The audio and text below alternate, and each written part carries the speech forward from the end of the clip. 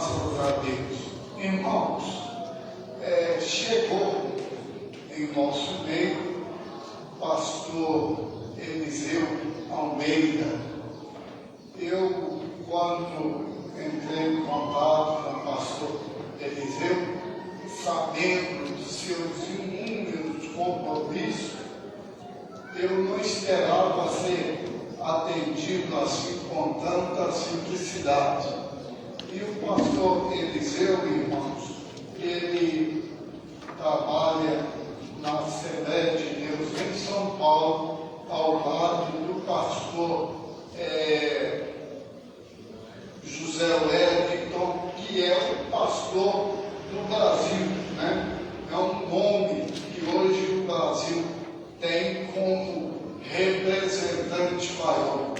E quando eu falei com ele, ele me atendeu com muita educação, com muita simplicidade e atendeu o nosso convite de estar conosco aqui.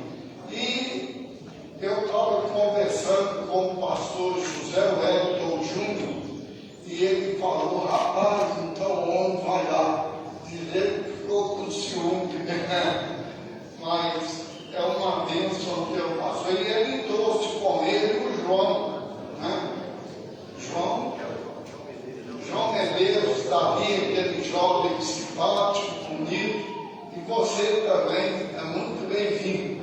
A igreja quer receber o nosso pastor e preletor. Como é que nós vamos fazer isso? Ó, que lindo, que bom! E daqui um pouquinho os irmãos estão chegando, recolhendo aí no interior, e é época ainda de colheita, mas tem uma boa assistência aqui pela manhã. A igreja está feliz de amém? Amém. Pastor, muito obrigado. Irmãos, ainda de pé, nós já vamos passar para o pastor Eliseu de Almeida, que vai estar trazendo para nós a palavra do Senhor neste primeiro período. Glória a Deus.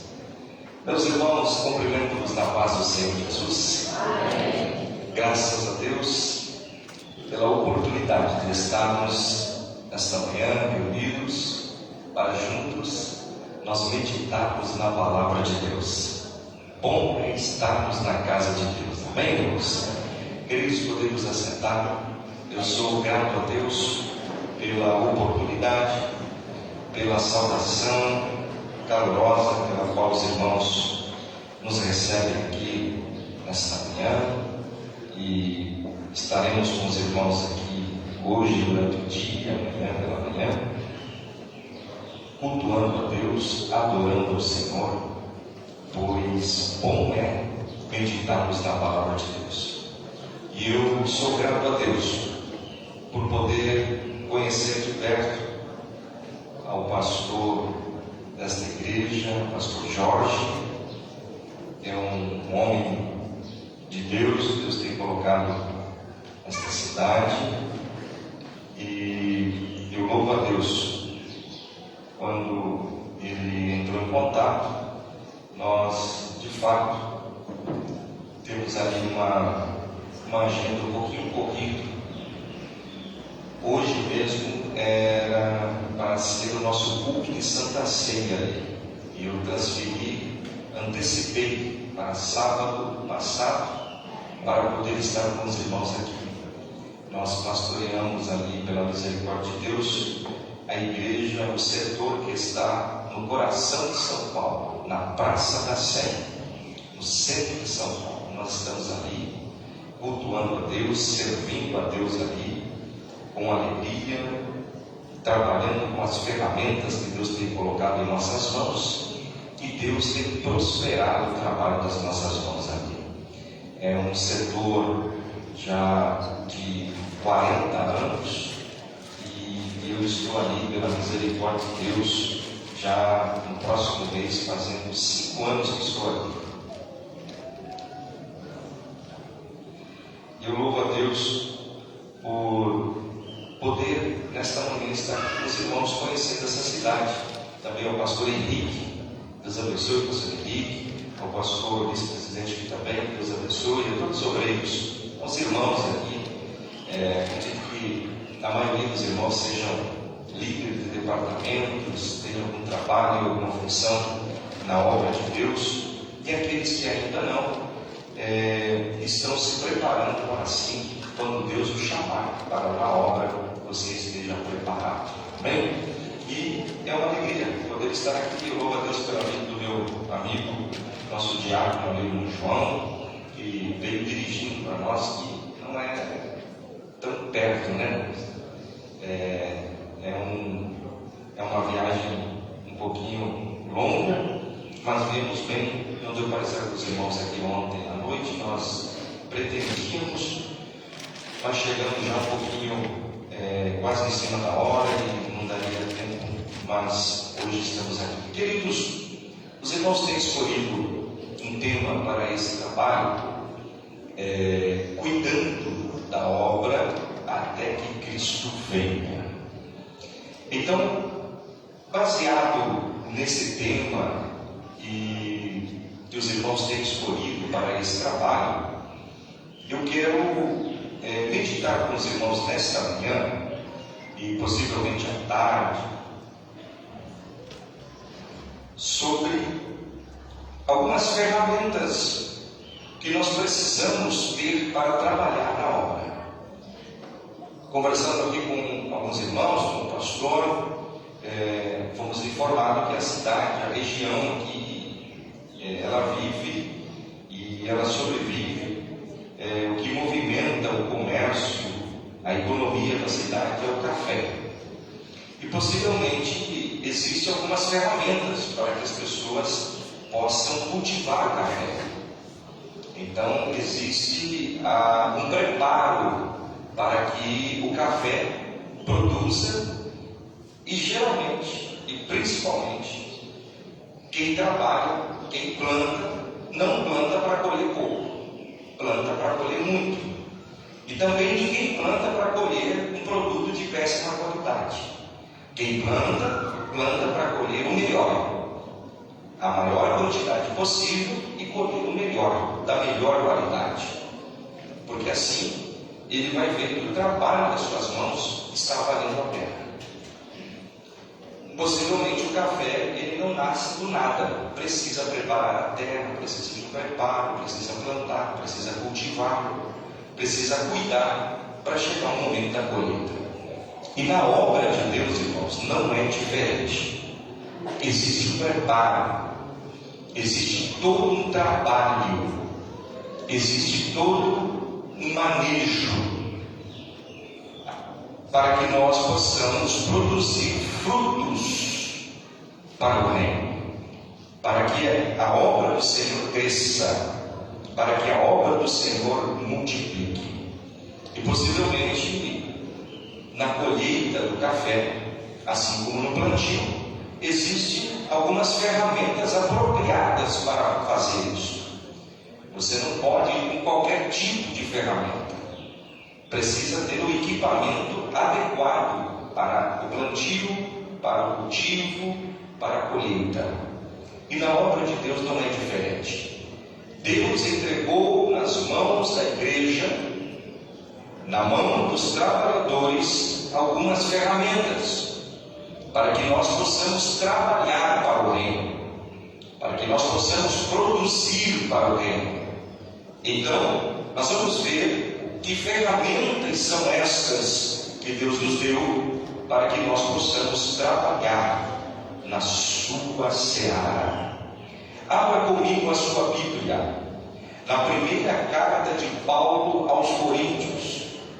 Primeira carta de Paulo aos Coríntios, capítulo de número 12, versículos de número 1 a seguir.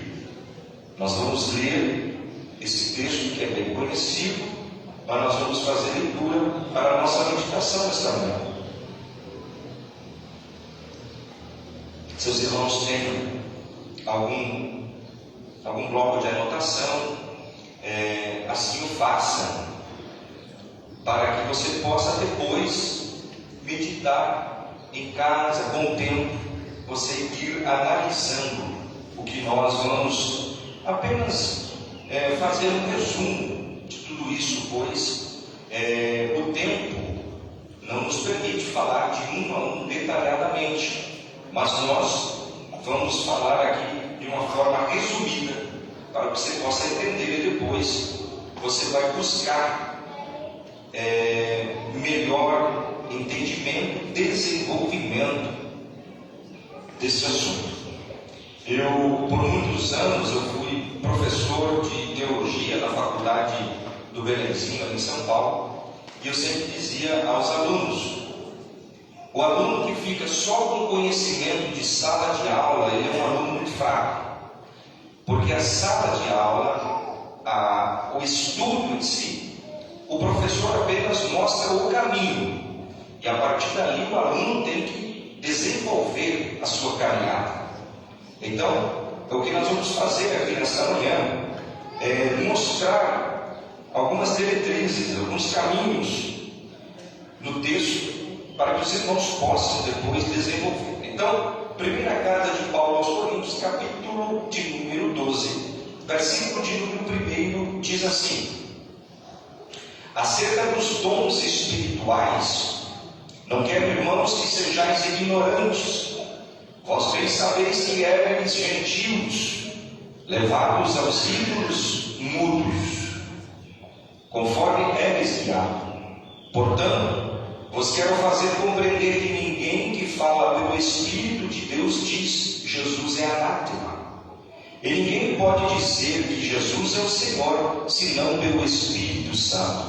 Ora, há diversidade de dons, mas o Espírito é o mesmo.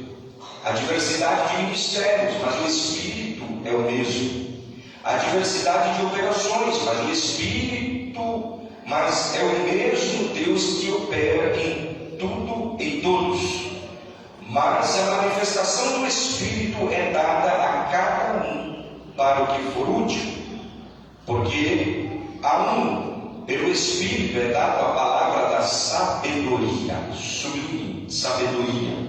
A outro, pelo mesmo Espírito, a palavra da ciência, e a outro, pelo mesmo Espírito, a fé, sublime, se você quiser marcar aí a fé, e a outro, pelo mesmo Espírito, os dons de curar, e a outro, a operação de maravilhas, e a outro, a profecia, e a outro, o dom de discernir os espíritos, e a outro, a variedade de línguas, e a outro, a interpretação das línguas.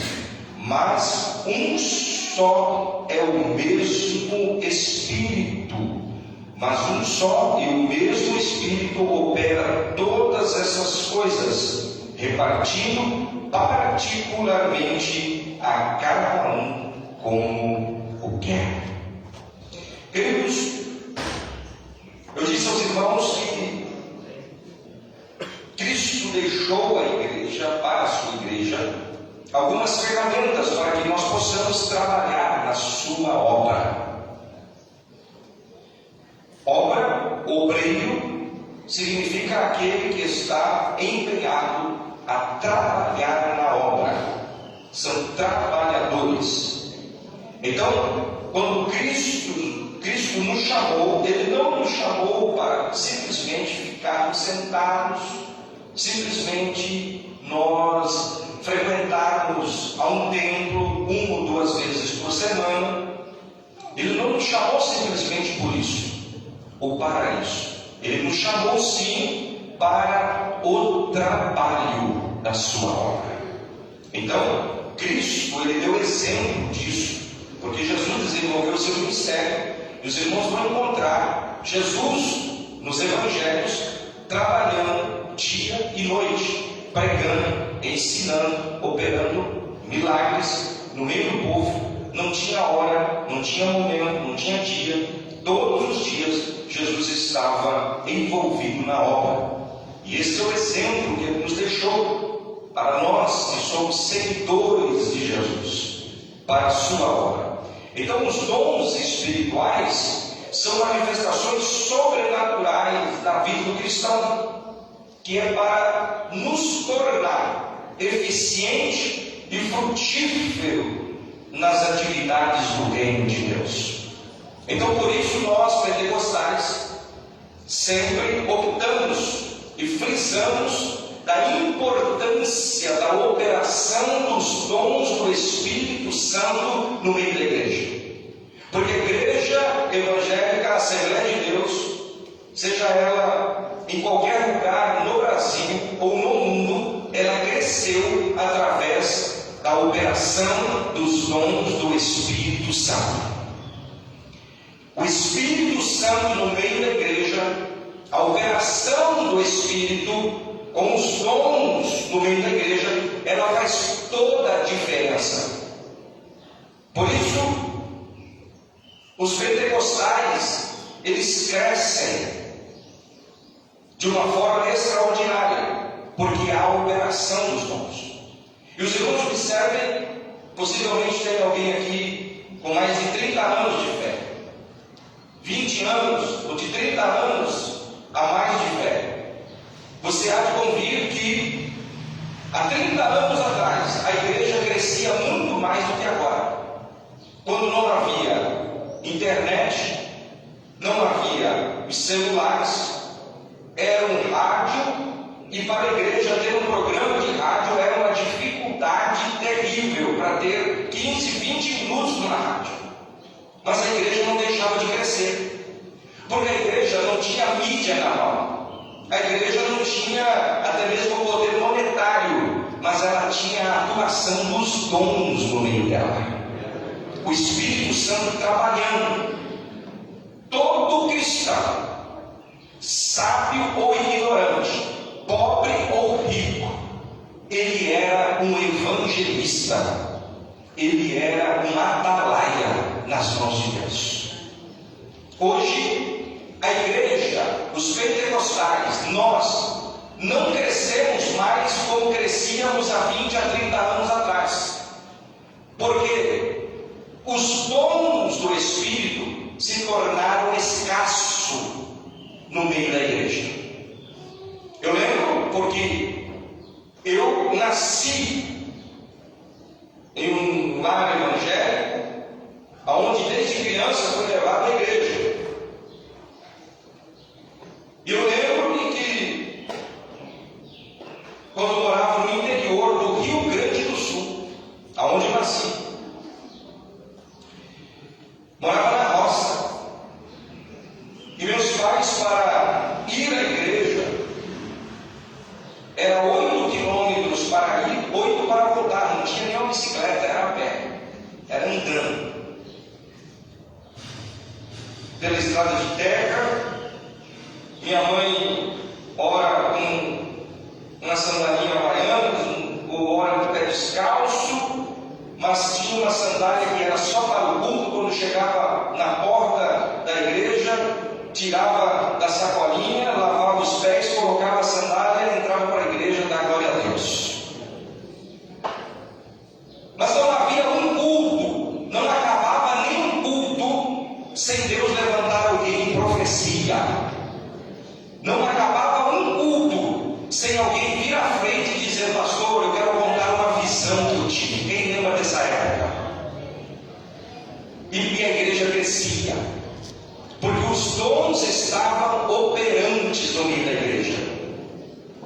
Hoje, eu não sei aqui, mas em São Paulo, se alguém levantar em profecia num culto, vai causar espanto em muita gente. As pessoas vão olhar e dizer: o que é isso? Que escândalo é esse? Porque não é mais comum a operação dos dons no meio da igreja. Mas nós continuamos ainda sendo a mesma igreja que Cristo edificou e deu os dons para o crescimento da igreja.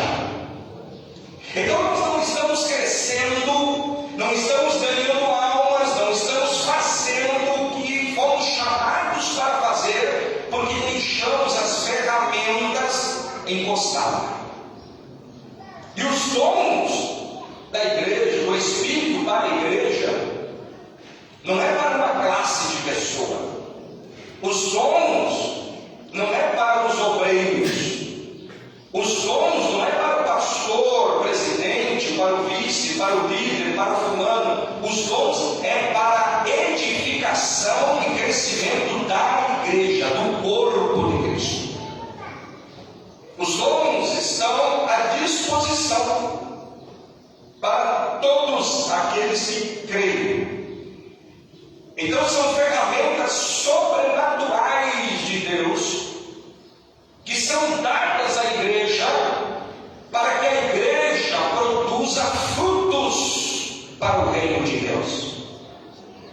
Hoje, muitas pessoas são tímidas para evangelizar, para falar de Jesus.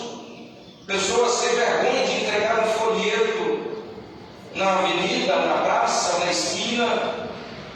Não fazem isso porque falta o que Jesus disse aos seus discípulos, como nós vamos ver em Atos dos Apóstolos.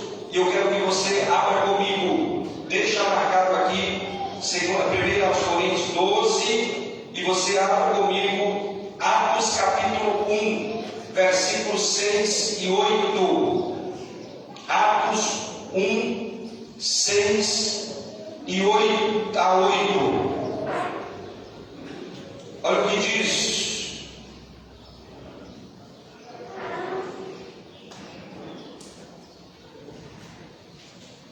Atos 1, 6 a 8.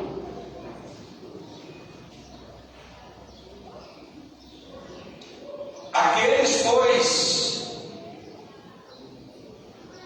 que se haviam reunidos perguntaram-lhe, dizendo: Senhor, restaurarás tu nesse tempo o reino de Israel? E disse-lhes, Jesus falando: não vos pertence saber os tempos ou as estações que o Pai estabeleceu pelo seu próprio poder, mas recebereis. O que diz na sua Bíblia, irmão? Recebereis. Alguns dizem virtude, outra versão diz poder. É o que Cristo está deixando claro: vocês vão receber poder do Espírito Santo, que há de vir sobre vós. E o que vai acontecer? Semeis testemunha. Vamos lá, irmão. Semeis aonde?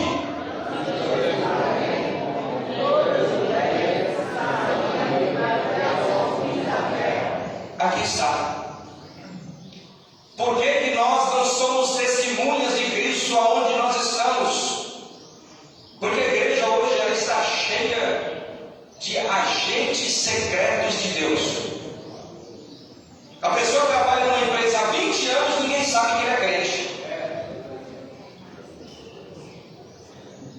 O adolescente tem vergonha de dizer na escola que ele é crente. O jovem tem vergonha de falar na faculdade para os colegas que ele é crente. Agora pergunte para um budista se ele tem vergonha de ser budista. Pergunte para um muçulmano se ele se vergonha de ser islamista, ser islâmico ou do Estado Islâmico, enfim, ser muçulmano. Não. Pergunta para um hindu se ele se envergonha de ser hinduísta. Pergunte para um espírita se ele tem vergonha de ser espírita. Pergunte para um católico se ele tem vergonha de ser católico. Ele diz: eu sou católico, não praticante, mas sou católico até a morte. O que está faltando em nós, irmãos, é esse poder.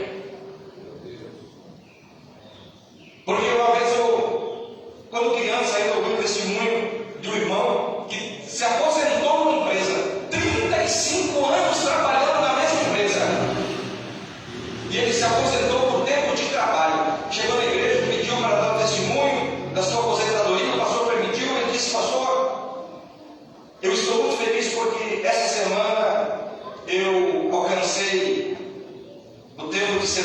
suficiente para a aposentadoria e estou aposentado. 35 anos trabalhando na mesma empresa, disse ele, e graças a Deus, ninguém até hoje sabe que eu sou crente. Que testemunho esse homem dava lá dentro, irmão? Porque quando você não tem diferença de quem serve ou não serve, porque a Bíblia diz: e outra vez vereis a diferença de quem serve a Deus e quem não serve. Não adianta, irmão, o crente que foi marcado, que foi chancelado, que foi carimbado, que foi selado pela presença do Espírito Santo, ele não consegue se esconder aonde ele for. Quem já teve essa experiência? Você está passando num lugar que você diz: aqui ninguém me conhece, e de repente você diz: ô irmão, vai senhor! Irmão, eu enfrento isso em São Paulo direto. E é uma justificativa por isso que nossos cultos são transmitidos, eu prego em alguns lugares, em alguns estudos, mas às vezes eu estou num lugar, numa 25 de março, onde passam milhões de pessoas por dia, de repente alguém fala assim: vai senhor, pastor! De repente aquelas pessoas que ficam anunciando no microfone as lojas, eu estou passando lá, de repente, aí está o pastor Eliseu, a paz do Senhor, servo do Senhor Jesus. Aí você está dando mau exemplo, mau testemunho, como que fica, irmão? Por isso que a Bíblia diz: nós somos rodeados por uma grande nuvem de testemunha. O crente que foi marcado, que foi alcançado, que foi lavado no sangue do Cordeiro, ele tem cara de crente aonde ele for. O crente que já teve experiência de andar com Jesus, ele não consegue se esconder, irmão. Lembra de Pedro? Pedro mesmo dizendo: eu não conheço esse homem. As pessoas diziam: você se parece muito com ele. Mas eu não conheço esse homem. Mas você é muito parecido com ele, porque Pedro andava junto com ele. Por isso eu digo para você, adolescente, jovem que está aqui: não adianta. Se você largar dizendo: eu não quero mais a igreja, eu não quero mais Jesus, eu não quero mais Bíblia, eu vou para a balada, eu vou para a rave, eu vou para não sei aonde. Você pode chegar lá, alguém vai olhar para você: rapaz, você tem cara de crente, o que está fazendo aqui? Você vai ficar como um peixe fora d'água, sem saber o que fazer, ninguém chega perto de você, porque você ainda tem as marcas de Cristo no teu rosto. Então, o que Jesus está dizendo aos discípulos? Os discípulos queriam saber acerca da destruição do templo, da construção. Como é que vai ser? O Senhor vai reconstruir esse templo? Vai ser agora? Vai ser depois? Quando que é? Jesus disse: olha, não se preocupe com isso. Isso não pertence a vocês. Isso aí vai acontecer no tempo certo. Se preocupe com uma coisa: é receber o poder que vai descer sobre vocês. Isso que é importante. Porque às vezes, irmãos, eu dei aula num tempo de teologia e você vê muitos alunos preocupados em discutir sobre predestinação, sobre livre-arbítrio, sobre se pode, se não pode. Irmão, mas ninguém está preocupado em buscar poder. São discussões que não levam a nada. Eu já participei, já assisti de diversos debates. Eu não vi nem um debatedor falar assim: olha, você me convenceu e eu vou me converter à tua ideia. Não. Viram inimigos. Mas quando o crente se reúne para orar, pode estar em confusão, em luta, em guerra. Ali a paz é implantada.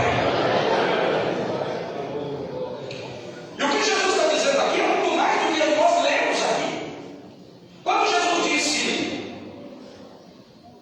mas recebereis o poder do Espírito Santo que há de vir sobre vós, e sereis testemunha.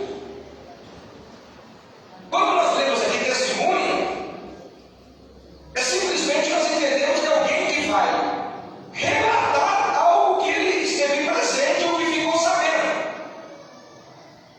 Ele vai passar uma informação, mas a palavra aqui para testemunha não é simplesmente um mensageiro. A palavra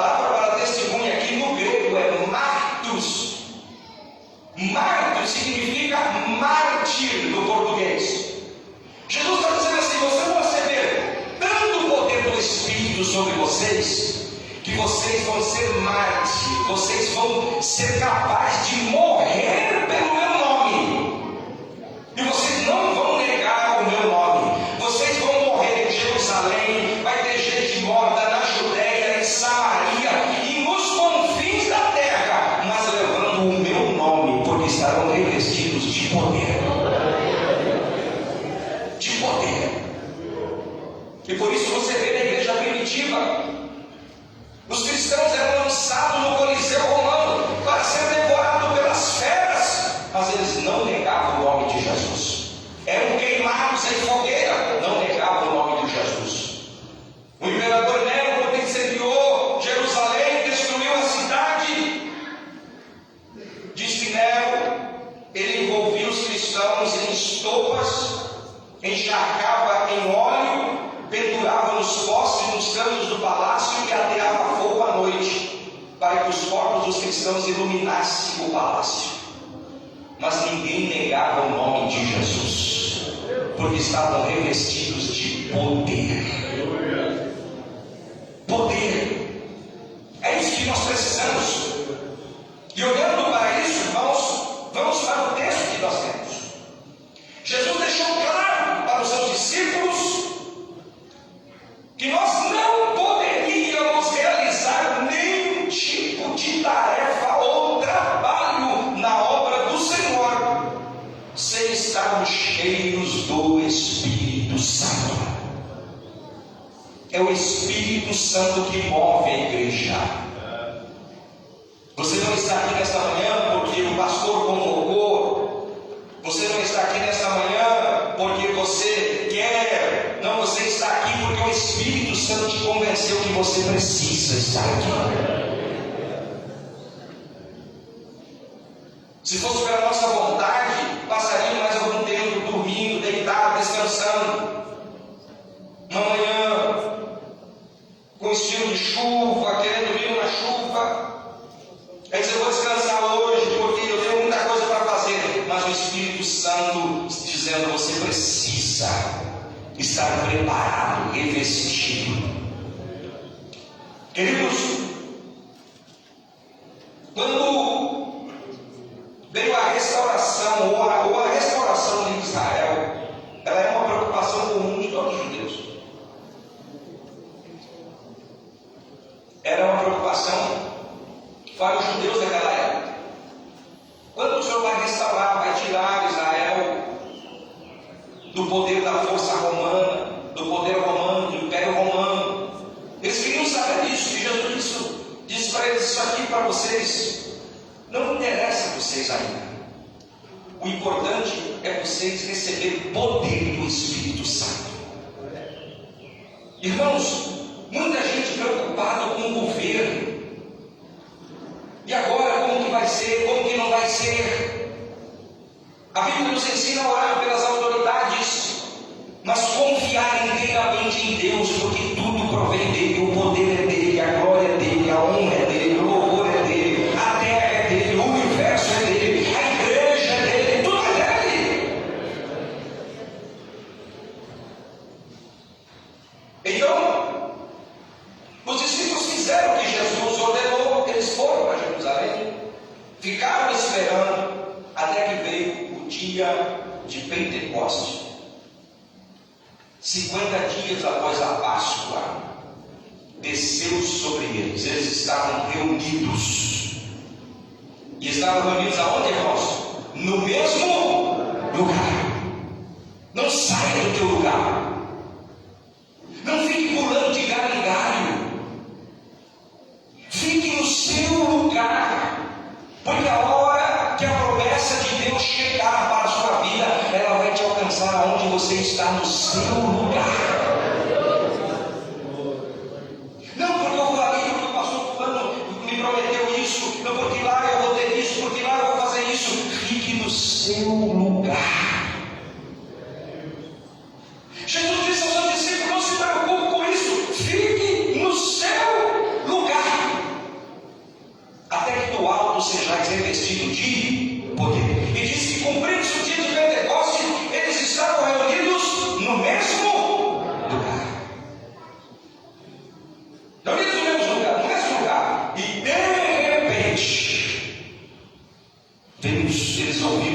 som como que de um vento impetuoso que encheu toda a casa em que eles estavam reunidos, e diz que todos, sem exceção, todos foram cheios do Espírito Santo.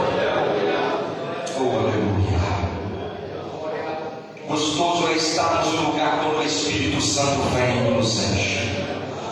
Bom é estarmos no culto quando o Espírito Santo vem e enche o ambiente. Eu não sei se você já teve essa experiência de chegar na igreja dizendo: olha, hoje eu vou só pela misericórdia, porque eu estou quebrado, cansado, desanimado, mas eu vou. Aí você chega aqui e não tem força para nada, dobra o joelho e não tem palavra, vai cantar, não consegue, não tem nem força para abrir a boca para cantar, mas de repente vem uma palavra e você abre a boca e diz: glória a Deus, aleluia. De repente você já está com a mãozinha assim levantada, de repente já está falando em novas línguas. No meio do culto você não lembra mais de canseira, não lembra mais de cansaço, de fadiga, não lembra mais de problema, porque a presença de Deus nos envolve. A presença de Deus nos envolve. Então, eles estavam reunidos no mesmo lugar, e de repente eles ouviram um som tão alto, semelhante a um ruído de um vendaval que encheu a casa. E de repente alguém começou a ter uma visão de algumas línguas como que de fogo que descia sobre a cabeça de cada um deles, e eles ficaram cheios do Espírito Santo. E esse evento, ele mudou definitivamente a vida daqueles homens. Mudou para sempre. Porque a partir dali, o Pedro que negou Jesus diante dos escravos, que negou Jesus diante dos estranhos, que disse que não conhecia Jesus, este mesmo Pedro saiu para fora, o povo reunido, e eles falando em outras línguas, e diziam que esse povo está bêbado 9 horas da manhã, que coisa é essa? Mas o Pedrão, irmãos, agora não era mais aquele covarde, mas era alguém que estava cheio do Espírito Santo, se colocou de pé e começou a pregar. E ele começou a dizer: o que vocês estão vendo aqui é o que foi dito pelo profeta Joel, que nos últimos dias, diz Deus, do meu Espírito derramarei sobre toda a carne. Vossos filhos, vossas filhas profetizarão, e os vossos velhos terão sonhos. E ele disse: isso aqui não é só para quem está aqui, isso aqui é para aquelas pessoas que virão após nós, falando de nós, do Brasil, aqui em Minas Gerais, hoje, nesta manhã, que seríamos alcançados por essa promessa.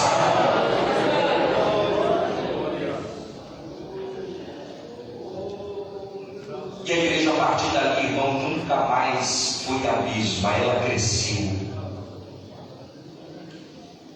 Nos primeiros anos da igreja, eles chegaram nos confins da terra conhecida por eles na época.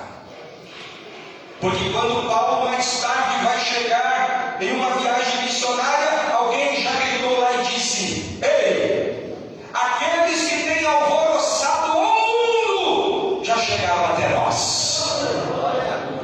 Porque a presença do Espírito Santo move o cristão. A presença do Espírito Santo não deixa o crente parado. Então, tempos mais tarde, Paulo vai escrever na sua carta aos Coríntios, no capítulo 12 que nós lemos, acerca dos dons. Ele diz: irmãos, acerca dos dons, eu não quero que vocês sejam ignorantes, porque os dons é o que vai capacitar vocês. E Paulo, ele lista aqui, na sua carta aos Coríntios, 9 dons, que são as 9 ferramentas para a igreja de Cristo.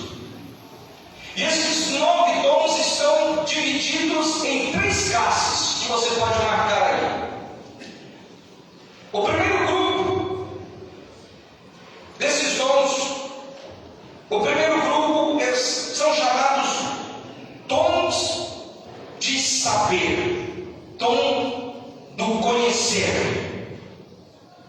São dons que Deus nos deu para que nós possamos conhecer, ter conhecimento daquilo que Ele tem para nós.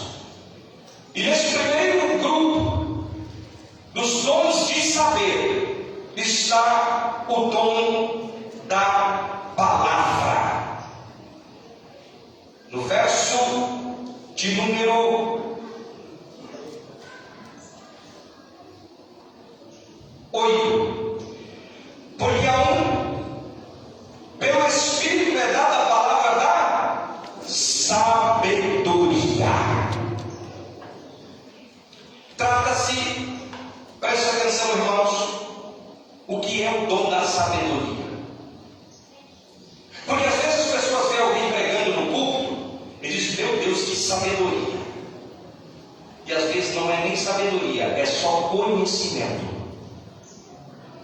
Conhecimento é diferente de sabedoria. Conhecimento você adquire na sala de aula. Conhecimento você adquire lendo livros. Conhecimento você adquire em pesquisas. Mas sabedoria depende inteiramente de Deus. Por isso, o apóstolo Tiago diz: se há entre vós alguém com falta de sabedoria, vá para a faculdade, vá para a escola, vai estudar. Não, o que ele diz? Peça a Deus, porque Ele é o Pai da sabedoria. Aliás, Salomão, o homem mais sábio da terra, ele já entendeu isso lá no seu tempo. Quando ele escreve Provérbios, ele escreve a sabedoria, a própria sabedoria, dizendo: na eternidade eu estava com ele e era sua aluna. Já imaginou a sabedoria aprendendo a ser sábio na sala de aula, com Deus e o professor sendo Deus?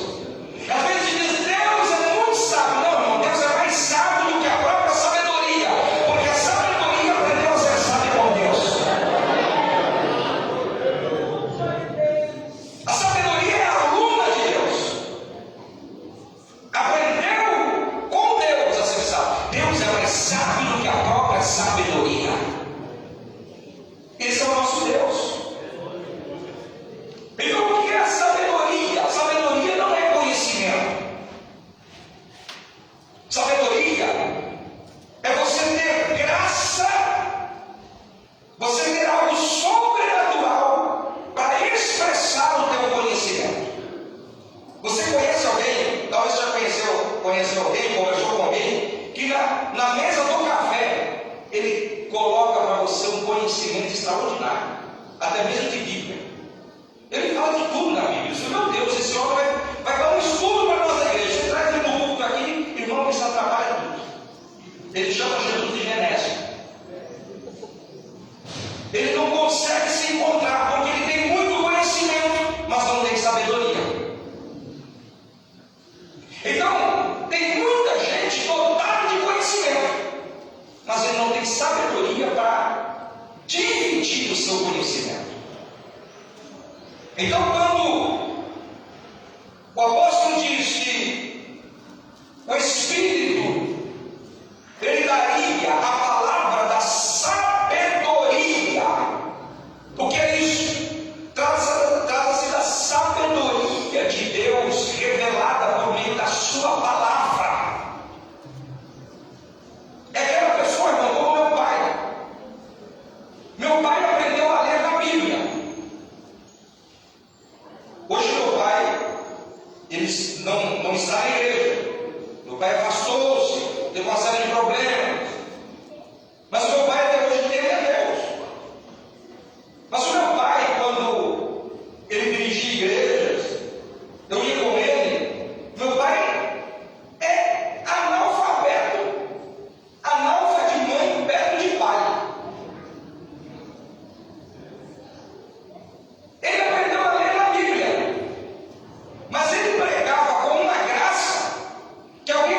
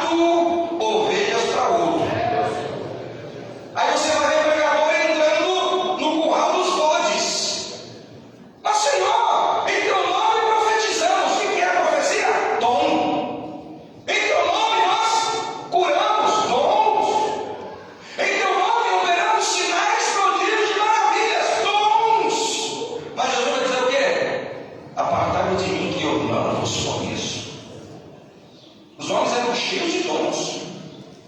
Porque o importante, irmãos, não é a gente dizer, eu conheço a Jesus há 30 anos. Eu conheço a Jesus há 20 anos. Isso não é tão importante. O importante vai ser ouvir naquele dia 20 benditos de meu Pai.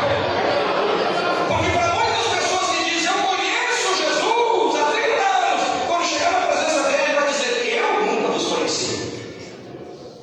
O importante não é dizer se nós conhecemos ele. O importante é saber se ele nos conhece.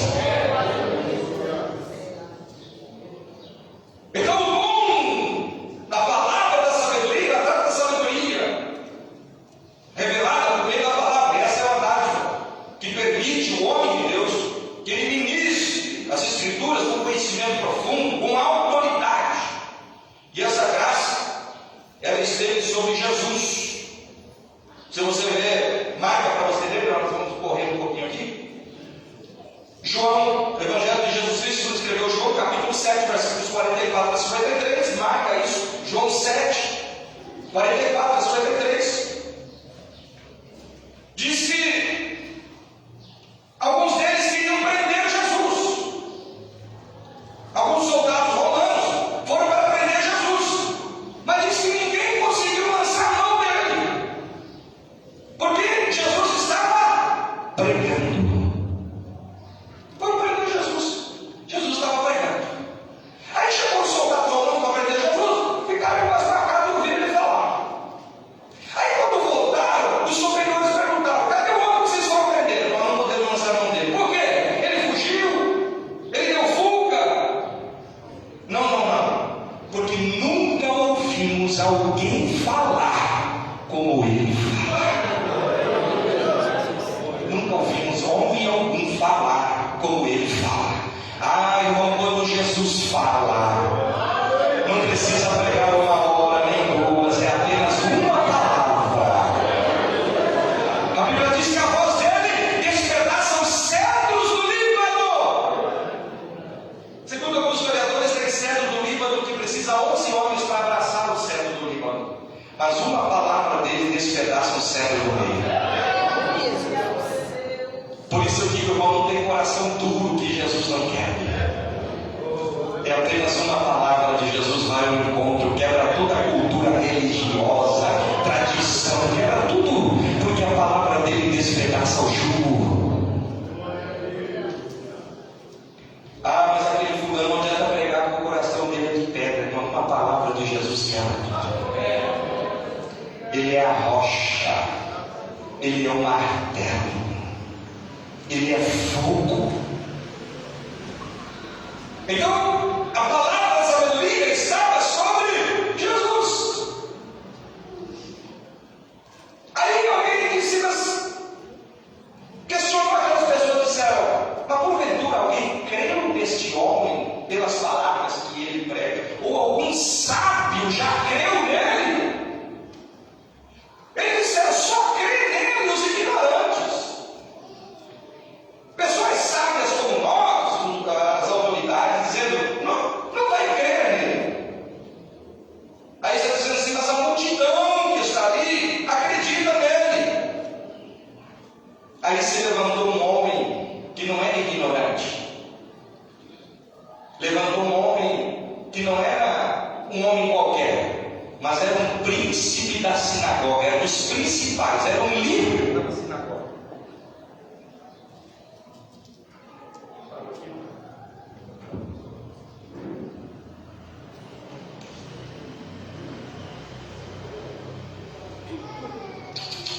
Era um líder da sinagoga, chamado Nicodemos.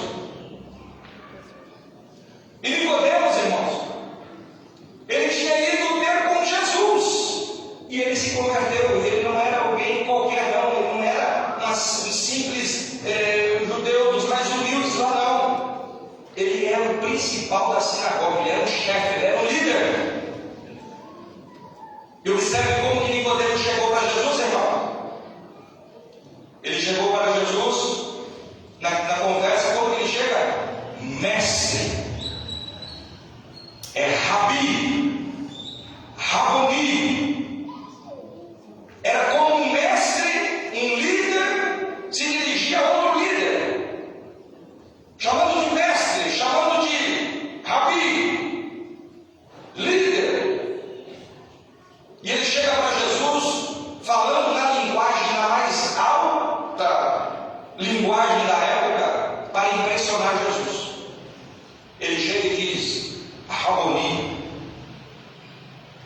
sabemos que tu és Cristo vindo da parte de Deus, porque ninguém pode fazer as obras que tu fazes se Deus não for com ele. E começou a encher a bola de Jesus. Ele pensou que Jesus ia se impressionar com o seu vocabulário, pensou que Jesus ia se impressionar com a sua explanação, pensou que Jesus ia se impressionar com o seu conhecimento. Jesus olha para ele e fala o quê? Nicodemos, necessário te é nascer de novo. Irmão, uma palavra de Jesus, uma frase de Jesus, deu um nó na cabeça do teólogo, deu um nó na cabeça do doutor. Nicodemos, necessário te é nascer de novo. Aí o Nicodemos parou e falou assim: peraí, como que pode? Um homem velho vai ter que dobrar para o ventre da sua mãe e nascer de novo? Aí Jesus acrescenta dizendo: Nicodemos, se você não entende das coisas terrenas, como que eu vou te explicar e falar das coisas celestiais?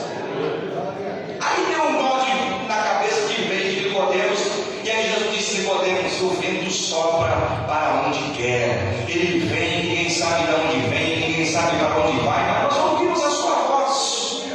Assim são todos aqueles que são guiados pelo Espírito Santo de Deus.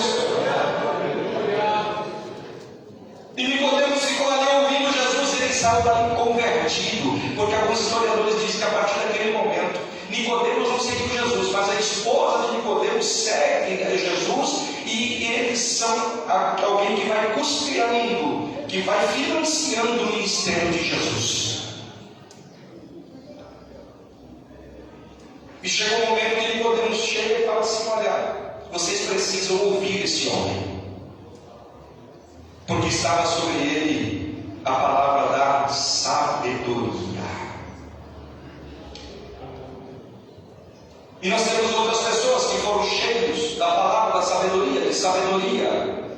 Nós não vamos ler, mas você vai marcar aí Atos capítulo 6, versículo 8 a 15, que fala sobre Estevão. Estevão, um simples diácono, chamado para servir as mesas. Chamado para servir as mesas. Mas diz que ele era cheio do Espírito Santo.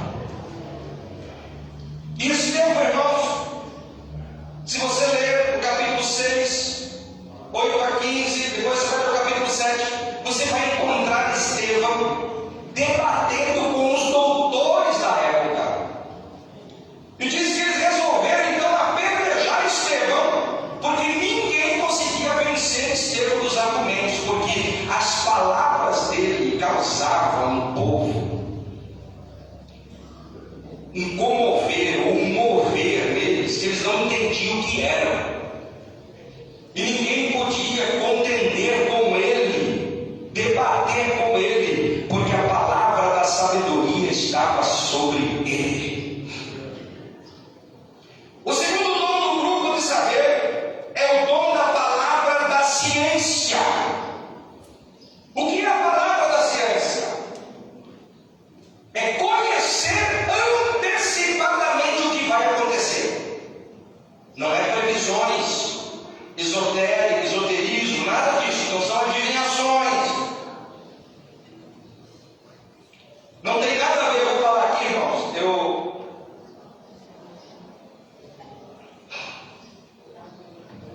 vou falar algo aqui, e isso às vezes é difícil falar na igreja, que a gente não é pastor. Mas eu sei que tem muita gente, em São Paulo principalmente, que vai atrás de reveladores. Se souber que tem alguém lá no outro lado da cidade que revela o número do CPF, ele esvazia a igreja e vai lá para o cara revelar o CPF. Agora eu pergunto para você: alguém aqui por acaso não sabe o número do seu CPF ainda? Não, porque ele revela o número do RG. Alguém não sabe o número do RG? Aí eu pergunto: o que isso vai mudar na vida da pessoa? Alguém chega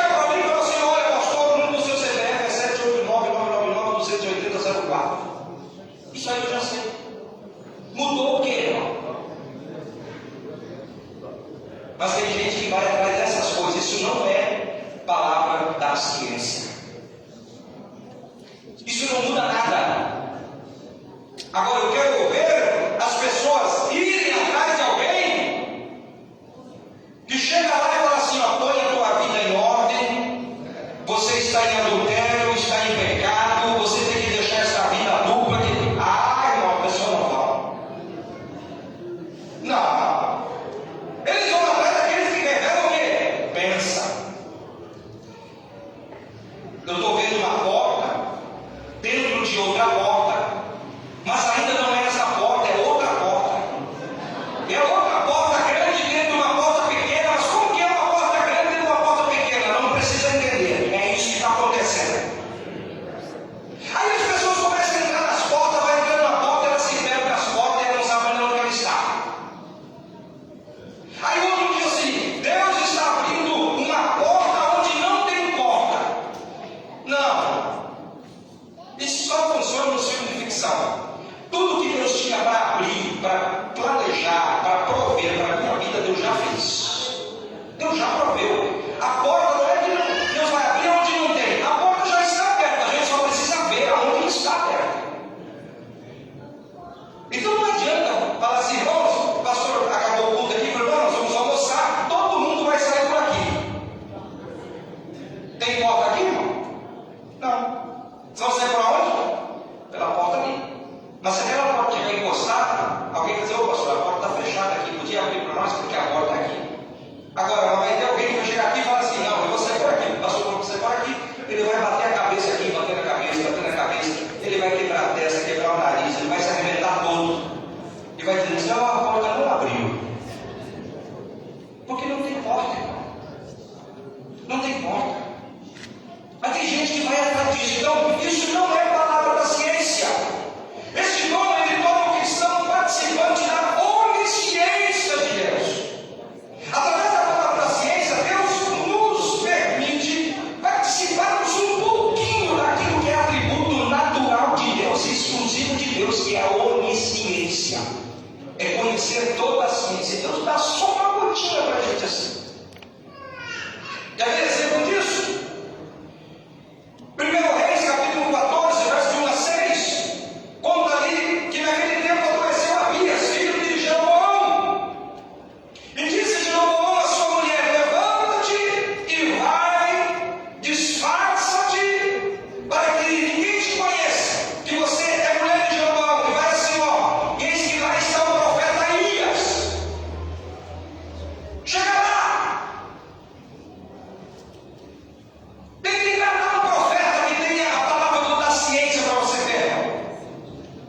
Jeroboão disse: olha, a mulher dele se veste, vai lá, o profeta Elias não deixa de saber que você é minha esposa, que você é minha mulher, e que o nosso filho está doente. Mas chega lá, leva com bolo, diz que vai levar bolo, uma gotinha de mel, e declara que é de suceder, para saber o que vai acontecer com esse menino. Mas não fala que é meu filho. Quando a mulher bateu na porta, o profeta, que já estava vendo, cego, disse assim: entra, mulher de Jeroboão. Palavra da ciência. Você quer ver, irmão? Quando Jacó vai abençoar os filhos de José, em Gênesis 48 e 28, quando José levou seus filhos Manassés e Efraim para ser abençoado, Manassés era o primogênito, era o herdeiro oficial da bênção da família, segundo a lei. No entanto, Jacó, quando a mão direita ia sobre aquele que se abençoava, então Jacó já não enxergava mais, estava velho. Aí ele colocou aqui Manassés, Efraim, porque Manassés era o primogênito, então a mão direita ia sobre Manassés. Jacó não enxergava mais. Sabe o que Jacó fez?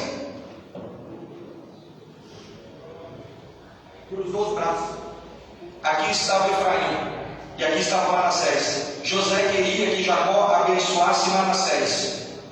Mas o homem de Deus, Jacó, já na sua velhice, com a palavra da ciência, sabia que a bênção de Deus estaria sobre Efraim. Cruzou os braços. Aí Jacó tentou corrigir, disse: não, Deus, pai,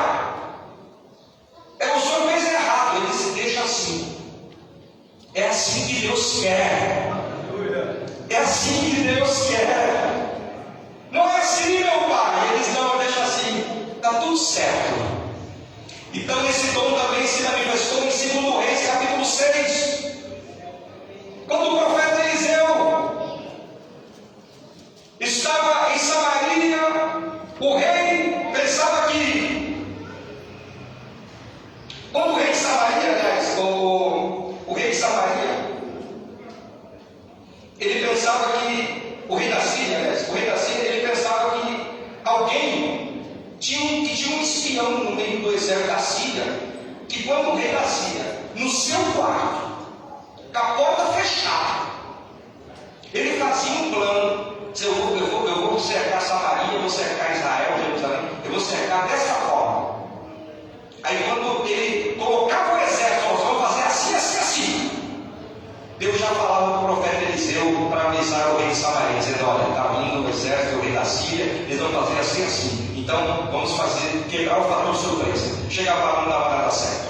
Aí o rei da Síria falou assim: tem alguém que está infiltrado no nosso meio, porque planos que eu não contei para ninguém, o rei de Samaria já sabe. Aí alguém levantou e disse: não, rei, tem um homem lá,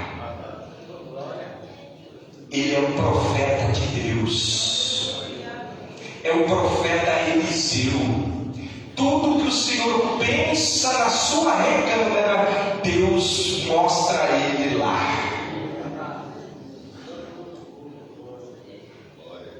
Palavra da ciência. Nabucodonosor sonhou um sonho, chamou seus sábios e disse: olha, eu sonhei um sonho que me perturbou muito esta noite. E os sábios falaram assim: rei, conta para nós qual é o sonho. E o rei diz assim: eu esqueci o que eu sonhei, mas eu quero que vocês contem o meu sonho e ainda me dê a revelação do que eu sonhei. Olha que luta, irmão. Você contar um sonho e pedir uma interpretação é uma coisa, mas o rei sonhou e esqueceu o que sonhou. E aí ele queria que os sábios contassem para ele o que ele sonhou e desse a revelação do sonho. Aí disseram: rei, aí é demais. Até que alguém levou ele e falou: eu vou matar todos vocês, porque eu estou cercado de um grupo de incompetente aqui, que não consegue discernir e saber o que eu sonhei. Aí alguém disse: espera aí, dá um tempinho para nós. Tem um homem aí, Daniel, ele serve o Deus dos céus, que sabe todas as coisas, visões da mente, coração. Chama ele. Aí Daniel chegou, irmão, revelou todo o sonho do rei. O que o senhor sonhou foi isso, e ainda a revelação e a interpretação do sonho é isso. Irmão, Nabucodonosor exaltou ainda mais Daniel, porque Daniel era cheio da sabedoria de Deus. Você quer ver Atos capítulo 5? A palavra da ciência sobre os apóstolos. Quem não conhece a história de Ananias e Safira, que tentaram enganar os apóstolos, mas quando chegou Ananias diante de Pedro para entregar: olha, nós vendemos uma propriedade que nós tínhamos, está aqui todo o nosso dinheiro. Pedro olhou e falou assim: por que deixou Satanás encher teu coração? Você não mentiu a mim, mas mentiu ao Espírito de Deus, mentiste a Deus. E ele caiu morto. 3 horas mais tarde chega a mulher contando a mesma história e diz: olha, aí está os pés daqueles que sepultaram teu marido, que vão sepultar você, e caiu morto. Imagine se Deus agisse dessa forma hoje, irmão. Cada crente ia ter uma funerária na frente de cada igreja, porque o que ia morrer de mentiroso, irmão, não era pouco, não.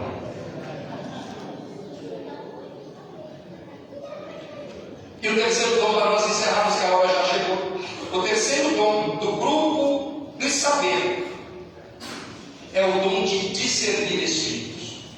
Irmãos, este dom é um dom que você não vê ninguém buscando este dom, mas é um dos dons mais importantes para a igreja, o dom de discernir espírito. Tem pessoas que têm esse dom e nem sabem que tem, ele não entende como um dom.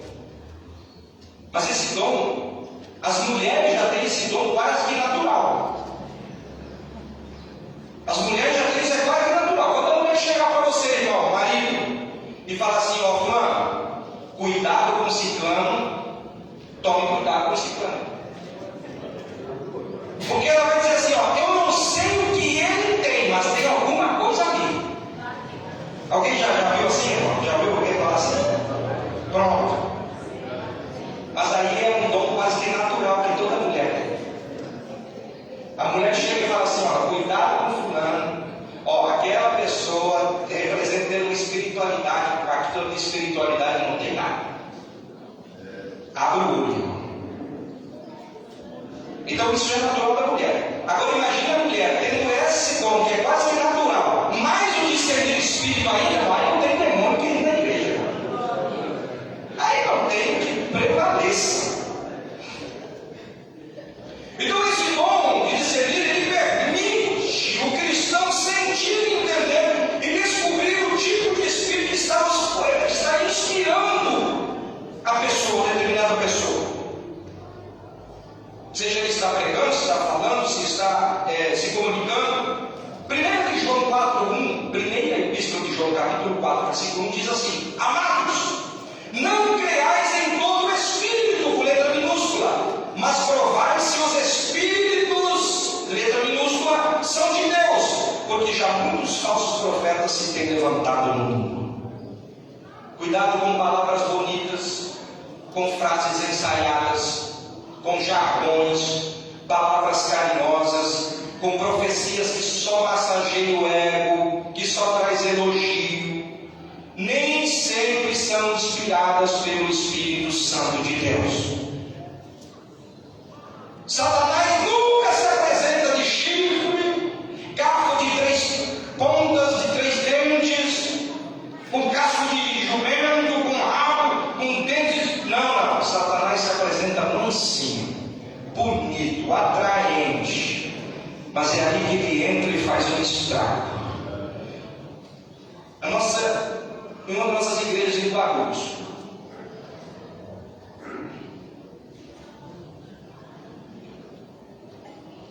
em um domingo à noite, eu já vou contar esse tipo, vou encerrar aqui. Atos capítulo 16, versículo 16 a 18. Quando Paulo e Silas, eles viveram uma dessas experiências assim na cidade de Filipe. Uma jovem fraca, inofensiva, aparentemente amável, quase crente. Paulo pregando e aquela jovenzinha atrás dele. Esses aí são homens de Deus. Isso aí é homem de Deus de verdade. Você já viu alguém falar assim, não? Isso aí, olha, princípio de pastores assim, princípio de homem. E Paulo assim, pregando, e essa jovem atrás dele. Isso é homem de Deus. Vocês estão ouvindo? É homem de Deus. Até que Paulo olhou para trás e fez o quê, irmão? Sai dela, espírito imundo, a mulher caiu endemoniada, possessa. Cuidado com os elogios, cuidado com as palavras ensaiadas, com frases de efeitos. Esses homens, quando ela dizia esses homens que nos anunciam a salvação, são servos do Deus Altíssimo. Mas Paulo, tendo discernimento de espírito, olhou para aquela jovem e repreendeu o espírito que estava nela, e ela caiu possessa. Em uma das igrejas de Guarulhos, em um culto domingo à noite,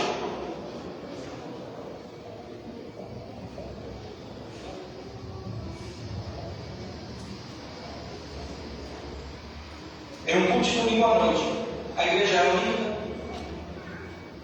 De repente chegou um camarada bem vestido, terno de primeira, alinhado, com uma Bíblia debaixo do braço.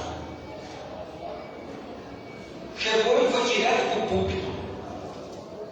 Presta atenção. Sentou no púlpito, cumprimentou, sentou no púlpito.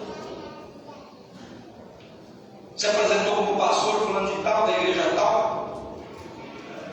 O pastor também, da congregação, sem discernimento, sem procurar saber melhor quem era, olhou assim por falta de pregador, já falou: vamos ouvir o pastor fulano que nos visita hoje, nos trazer a palavra. Esse homem pegou o microfone, abriu a Bíblia, pregou, exortou, o povo pulou, correu, sapateou, tinha gente que rolava no chão, de tanto poder. Aí no final ele diz assim: vocês são uma turma de ignorantes, idiotas, porque eu sou satanista desde o berço. Eu vim aqui para provar que a fé de vocês não é de nada, e que vocês não têm certeza no Deus que vocês servem. E saiu. Aquela igreja, irmão, se colocou de joelho naquela noite, amanhecendo em oração e pedindo misericórdia a Deus, porque faltou ali o espírito de discernir, o dom de discernir espírito. Que o Senhor Jesus nos guarde. Amém. Quem está feliz com Jesus, diga amém. Irmãos, eu estava pregando uma manhã de avivamento na cidade de Colatina, e um profeta no meio do fogo levantou e falou assim: agora eu vou falar com o púlpito, não sei em quem vai cair. Aí eu pensei, será que Deus não sabe com quem está falando? Será que Deus não sabe com quem vai falar? Olha, irmãos, é por isso que é bom crente estar ligado na palavra. Amém? Quem está feliz esta manhã? Vocês têm 5 minutos para dar uma voltinha e logo depois nós vamos ensinar o segundo tempo, tá bom?